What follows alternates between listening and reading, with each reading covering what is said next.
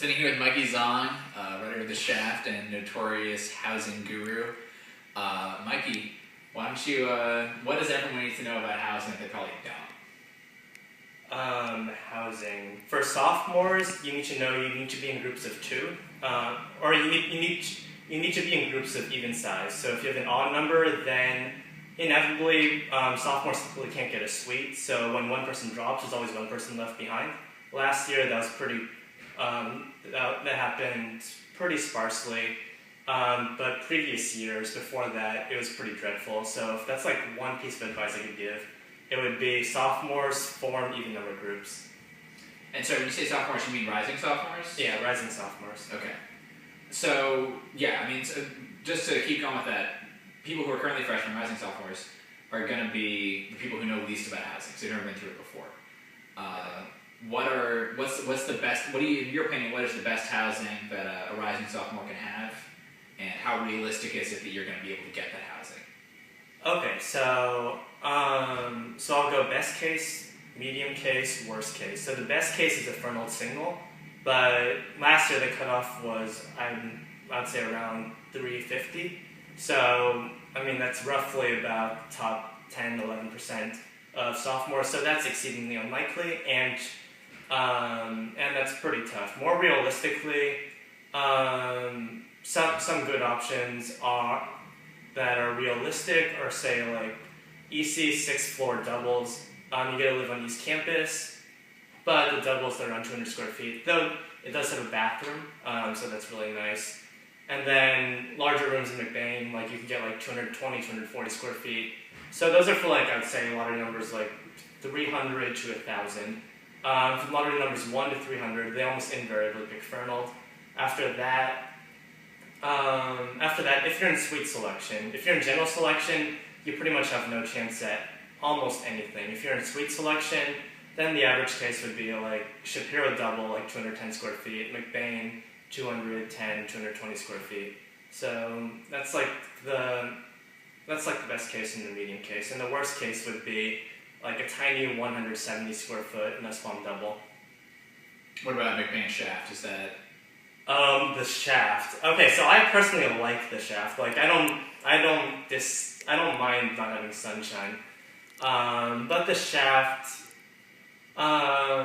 so in every single year except last year, if you went to suite selection, you could avoid the Shaft. This year, though, even some people who went to suite selection were forced into the Shaft. I think it started at like lottery numbers like 2,500 or worse, so probably something similar to that this year.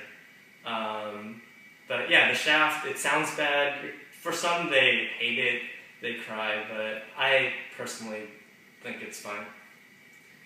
And so a similar thing. So let's say you're going to be a rising junior. I got a Shapiro, I liked it. But what do you yes. But what do you think what's the best housing a junior can hope for? A similar thing, like worst case, best case, medium case for a junior. Okay, so for a junior, so here going to general selection, that's a very realistic possibility. Well, you'll most likely have good options if you go in general. So I'll split it up into suite and general. For general, the best ones, lottery numbers from like 1 to say up to like 1,000 can typically get river singles. Those are, I think those are some of the best housing in all of Columbia. And you can also get Broadway from, say, like lottery numbers 1 to 600. And then medium case for general, you'll get Shapiro. Last year the cutoff was, I think, around 1,700, something like that. And then worst case, you'll get like a Harmony single, a Ween single, which, I mean, it's a single. It's fine. And also one thing to note is if you're a rising junior and your lottery number is really bad, you can file for junior. You can file for summer transfer over the summer, and chances are you'll get upgraded to a much nicer room. So say like a Broadway single or a Shapiro single. So general selection for juniors is very nice. As a suite, this varies year to year, but so Ruggles is obviously like is known as like the junior suite. And Ruggles, there are 6 persons, 8 persons, and those usually cut off around 1500. Though last year they cut off a little later than usual. Expect them to cut off around 1000, 1500 this year. Those are 6 persons, 8 persons, and then 2 persons. If you personally don't mind, I think 2 persons are always the safest for every single year. So 2 persons, good options would be like Symposium, Watt 1 bedrooms,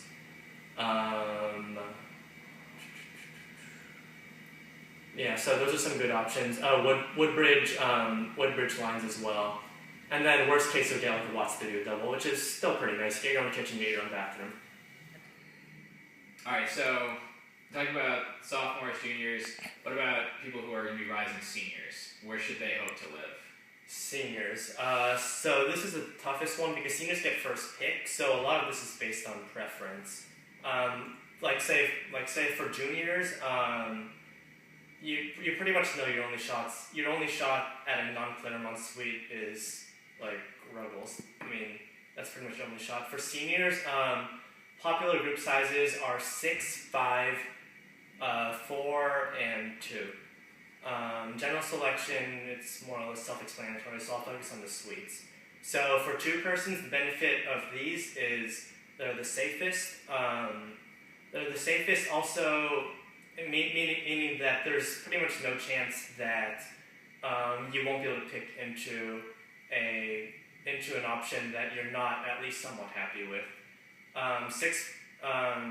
So I'll talk about 6 persons. 6 persons. The pros are I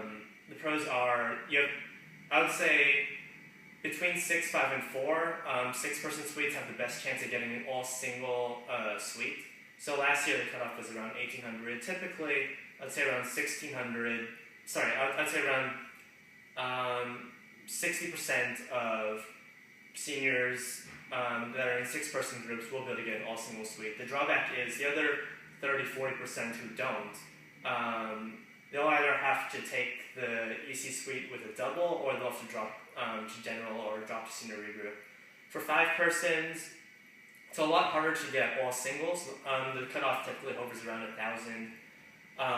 But unlike 6 persons, if you miss out on the all singles, there are the EC exclusions, which every single year all senior groups are able to pick into if they want. And the EC exclusion suite, really quickly, is a suite with 1 double for a 5-person suite. So it's harder to get all singles, but also you have that safety net. And then 4 persons, typically, I would say lottery numbers 1 to 1200 can get into Ruggles, EC, or Hogan. And then after that, Claremont hovers around until around like 1600, 1800. And after that, you pretty much have to drop down to regroup or general selection. So yeah, that's the senior selection process really quickly. So can you explain real fast to people like me who are very stupid about this whole thing? What is senior regroup? Right. So there's senior regroup and there's junior regroup. So senior regroup is say you have a suite of like size 6 people, and then let's say your lottery number is like 2100. By that point, all of the 6-person all single suites will be gone, but there's also there's still like singles with a double, a 6-person suite like that. That group can choose to either pick into that suite or drop into a regroup. And regroup is when every single senior group picks first, and then your group can split into a different size. So say the 6-person suite splits into say 3 groups of 2. And then after all the seniors have picked, from lottery numbers 1 to 3000, they can pick into remaining 2-person rooms. And the same process occurs with junior regroup, except all juniors pick first. So the catch of senior regroup is, I mean, every senior who doesn't go into regroup picks before you, And the bonus is you can reshape your group size in order to like target another desirable suite or another desirable double that you want. So considering all seniors picked before you, let's say you're on the margin, let's say you can either get like an exclusion suite, which someone's gonna have to share a double, or you can regroup. What do you advise that group? Well, a lot of it depends on like how willing they are to solo the double. Typically, what happens is a lot of groups of 5 that don't get the all singles, they will drop into regroup, and then they'll split into groups of 2, and that in itself is a little bit awkward because it's a group of 5, so one person has to join a completely different group.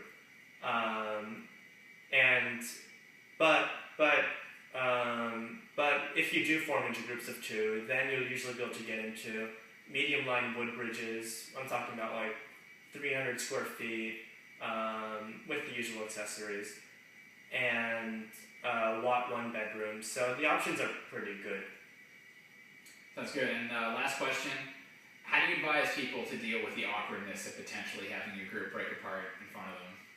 Is there anything you can do to make it better on yourself or the person who you all have to exclude? There is nothing you can do. Thanks a lot, Mikey. It was great talking with you.